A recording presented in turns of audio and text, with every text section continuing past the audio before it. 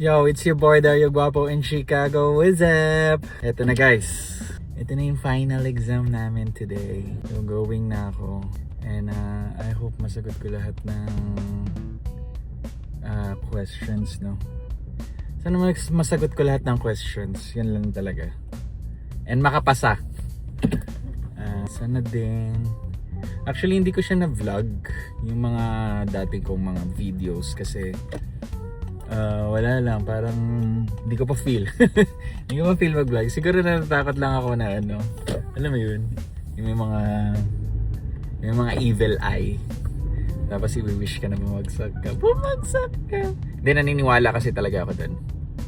So yun, it's been a journey, no? 10 weeks yung duration ng prereqs. Actually, yung final exam ko today is all about Anatomy and Physiology 1. So meron pang Anatomy Physiology 2 after mapasa ko to. And doon na yun sa program. Ko talaga siya na vlog, pero 10 weeks yung duration ng program. Paano ba? Mahirap ba or madali? Well, for me, as a graduate of Business Administration major in marketing, bagay ba talaga?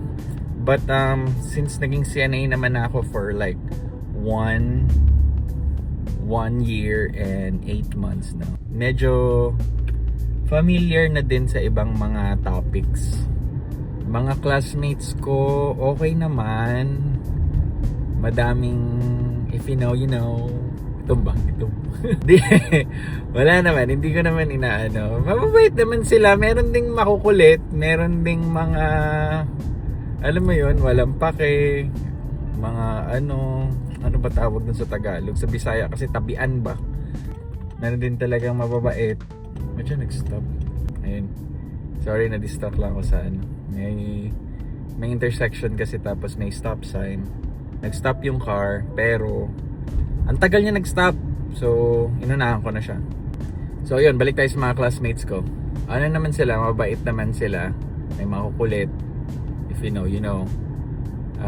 Pero yung karamihan sa kanila, mabait talaga. I mean, I like, alam mo yung language barrier, galing kasi sila sa kanilang iba't ibang country. So, medyo hindi sila ganun magaling mag-English, but they are very hardworking, no? Parang gusto talaga nilang matuto, gusto talaga nilang matapos yung program. Meron din akong mga Pinoy na classmates. Sobrang amazed lang talaga ako dito sa isang classmate ko na Pinoy.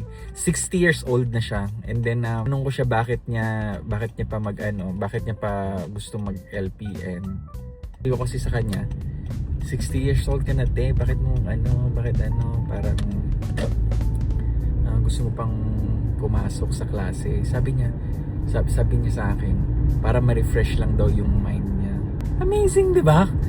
Tapos, niya pa, parang hindi siya 60 years old. Parang nasa late, siguro mga early 50s. Parang ganon yung itsura niya. Hindi mo siya malalaman na 60 years old na siya.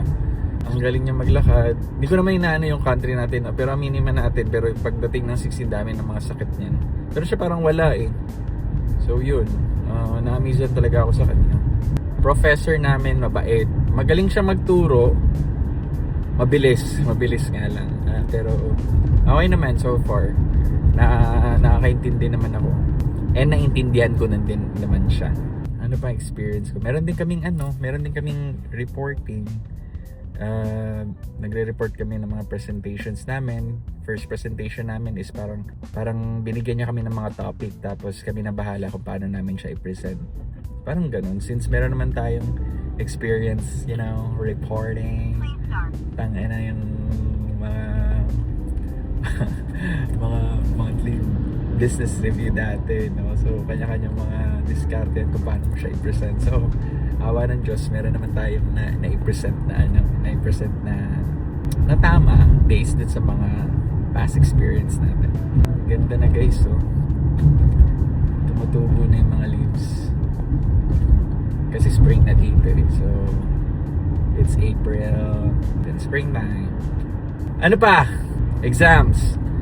Exams experience, meron kaming parang for the 10 weeks na duration ng program, meron kaming 4 exams. Ang ang ang galing talaga ng school. Pero I think applicable, parang meron din dito sa iba't ibang school sa Illinois, no? Meron silang binibigay na study guide, parang gano'n din. Meron mga practice questions. Amazing lang kasi most of the practice questions is parang yun yung lumalabas sa exam. So first experience ko sa exam 1, bagsak ako. Hindi kasi ako nag-aral nun. Meron kasing something na parang na-busy ako dito, tapos hindi ako nakapag-aral. So nabagsak ako. Exam number 2. So yun na, nag-start na ako mag-study ng mga study guide based na in-upload niya dun sa portal ng North Shore College. North Shore College nga pala ako nag-school, guys. Upload niya dun yung mga study guide and practice questions for exam number 2, exam number 3, and exam number 4. So ang style ko is nakikinig naman ako sa class niya to get the gist ng bata! Para to get lang yung thought ng mga lessons, no? But ang style ko kasi is parang dun ako pag coming na yung exam, study guide and practice questions ako nagsa-study talaga kasi parang may pattern eh. So yun, alam mo naman tayo dati, work smart, dito study smart, char. Okay naman kasi provided na yung material, so I was able to like answer the exams. Exam number 2, 3, 4.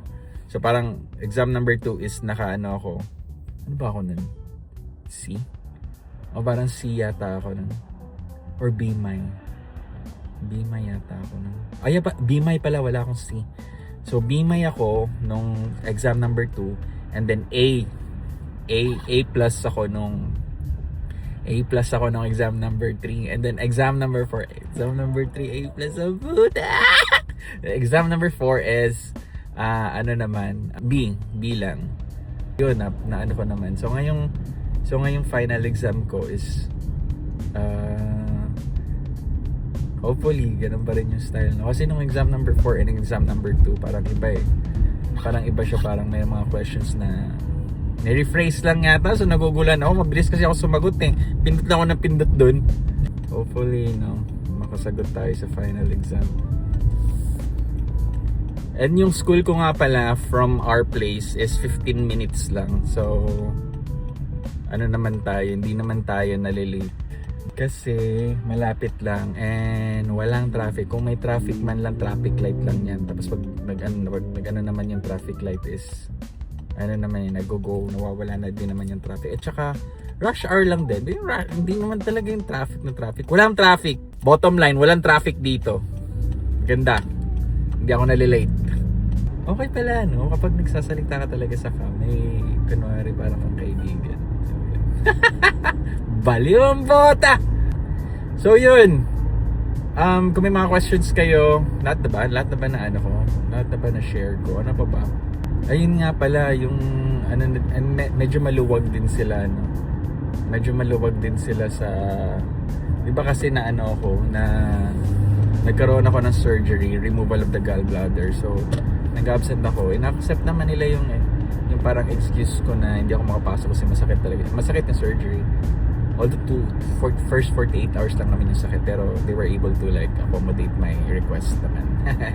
So yun, and then meron silang remedial test. So mga basic, maluwag naman sila. Parang lang din. Same standard lang talaga when it comes to school. Parang ganun. Happy naman.